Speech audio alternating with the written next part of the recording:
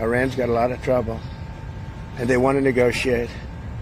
And I said, why didn't you negotiate with me before? All this death and destruction. Why didn't you negotiate? I said to the people, why didn't you negotiate with me 2 weeks ago? You could have done fine. You would have had a country. You got to do something. You got to negotiate. And at the end, last minute, they said, no, we're not going to do that. And they got hit.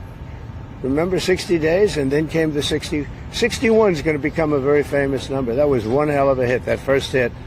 That was one hell of a hit. No, they had bad intentions. You know, for 40 years, they've been saying death to America, death to Israel, death to anybody else that they didn't like.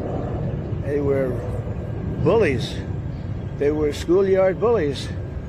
But is there anybody here that said it would be okay to have a hostile, very, zealots really, but to have a hostile country have a nuclear weapon that could destroy 25 miles, but much more than that, could destroy other nations just by the breeze blowing the dust.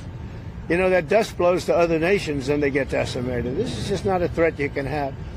And we've been threatened by Iran for many years.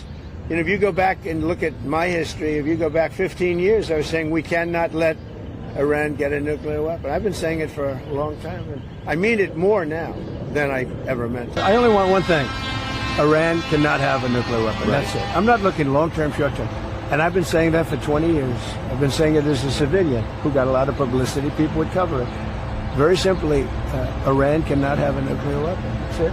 It's not a question of anything else. And if you did, you wouldn't have much of a country because they would use it on us and they'd use it on other people and there'd be a terror all over the world. And they had 60 days and a big, 60 days, plenty of time.